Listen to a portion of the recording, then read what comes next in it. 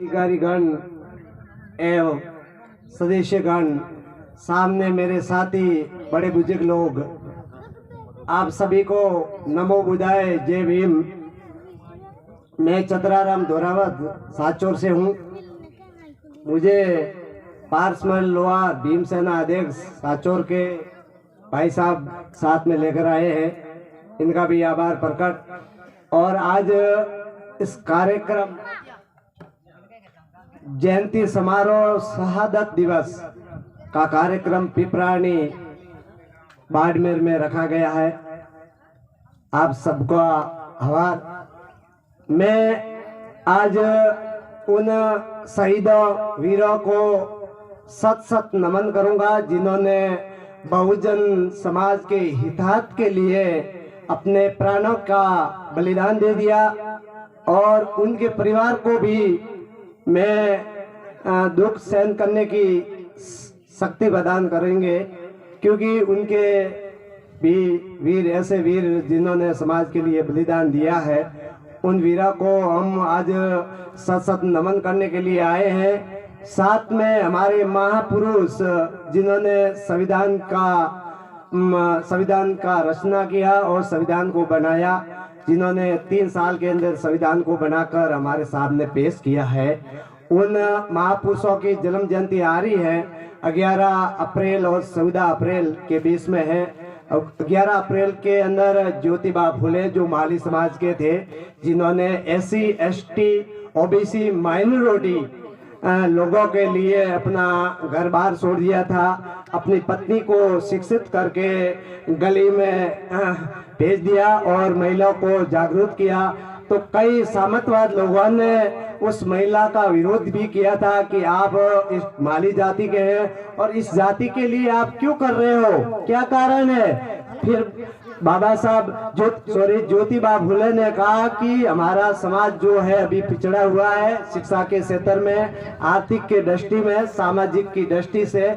इसके लिए मुझे मेरे दिल के अंदर ऐसा भाव आ गया है कि मैं इसके लिए कुछ करूं, जब तक हूं तब कुछ करूं। उन्होंने आजीवन पति और पत्नी दोनों ने अपने समाज के अंदर शिक्षा का प्रसार किया, घर घर जाके डाणी में, गांवों में, शहरों में जाकर बढ़ाया। लेकिन सामंतवादी लोगों ने उनके ऊपर बहुत विरोध किया, उनके ऊपर गालियां देते थे, गोबर डालते थे, बहुत करते थे। लेकिन उन्होंने डट कर काम किया कि मुझे इस मिशन को चलाना है, शिक्षा देनी है और इसी लोगों को थोड़े ऊपर उठाना है। तो उनके लिए उन्होंने घर बार त्याग कर दिया। उसके पिताजी ने घर से निकाल दिया कि तेरी बहुत शिकायत आने लग गई है ज्योतिबा जी, और आप इस घर में रहने के लायक नहीं हो, तो आप बाहर चले जाओ और यहाँ आपको स्थान नहीं मिलेगा।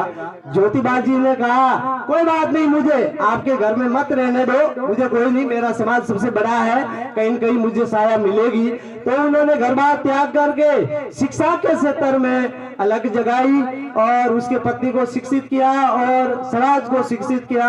आज हमारा समाज बहुजन समाज है, उनका ऋणी है और ऋणी रहेंगे, और उनका ऋण है वो हम युवा लोग हैं, उतारने वाले हैं। ऐसे बहुत सारे बैठे हैं, आपके ऊपर है, उनका ऋणी है, तो आप भी थोड़ा अपना दायित्व समझे। ऐसी मीटिंग होते हैं, उसमें आए। केवल मीटिंग लेना और जय कार्य करने से कुछ नहीं होगा। घर घर जाके लोगों को जगाओ, उनके अंदर ऐसी मानसिकता डालो, जो मानसिकता मनुवादी लोगों ने जो डाल रखी है ना, उसको हटाओ और अम्बेडकरवादी और बहुजन की जो विचारधारा है, उस विचारधारा को अवगत करवाओ। अपने वाले लोगों को अभी उस शिक्षा का मालूम नहीं है, विचारधारा का मालूम नहीं है कि विचारधारा क्या होती है। विचारधारा ही राज करती है देश पे। 100 में से 15% लोग आज देश पे राज करते हैं। काशीराम जी, मान्यवर काशीराम जी बसपा के संस्थापक थे, उन्होंने ही कहा था कि ये 100 है, 100 में से ये 15% लोग देखो ये राज करते हैं और ये वाले काम करते हैं, इस पे ये राज करते हैं 15%। जब ये लोग समझ जाएंगे ना तो इसकी कुर्सी हट जाएगी।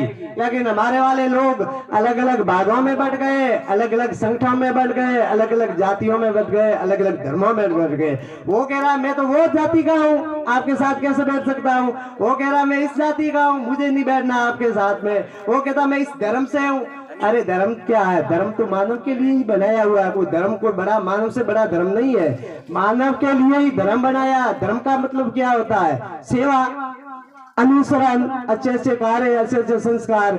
धर्म भी हमारे अंदर बहुत है। 7 धर्म दिए हुए हैं। बौद्ध है, सिख है, ईसाई है, पारसी है, हिंदू है। ये धर्म है, केवल हिंदू हिंदू नहीं है। ये हिंदुस्तान देश नहीं है, हिंदुओं का नहीं है। ये सभी धर्मों के लोगों का देश है। बाबा साहब ने संविधान में धर्मनिरपेक्ष देश माना है कि किसी भी, ये एक का धर्म नहीं है, ये किसी एक का देश नहीं है। ये सभी धर्मों के लोगों वर्गों का देश है। इस पे सभी लोग रहेंगे और जो विदेशी लोग आए हैं वो स्वयं धीरे धीरे खत्म हो जाएंगे और वो विदेश में चले जाएंगे, क्योंकि हमें उनकी जरूरत नहीं है। वो काले लोग तो गोरे लोग तो चले गए, लेकिन काले लोग आज विराजमान है, हमारे ऊपर राज करते हैं, तरह तरह की विचारधारा फैलाते हैं, हमारे साथ अत्याचार करते हैं, हमारी बहन बेटियों के साथ मारपीटे करते हैं। अभी एक उदाहरण है पाली जिले का, जिसके साथ बहन बेटी माँ के साथ कितनी हरकत की है ऐसे गुंडों ने, जो ऐसे नहीं करनी चाहिए, जमीन के लिए की है। गर्भवती महिला के साथ मारपीट की है। तो ऐसे हमें सावधानी पूर्वक रहना है और बहुत सारे वक्त बैठे हैं, उनको भी समय देना है। और मैं आप सभी को धन्यवाद सत करता हूँ जिन्होंने अपनी कुर्बानी दी है, सभी को, और आपको भी धन्यवाद।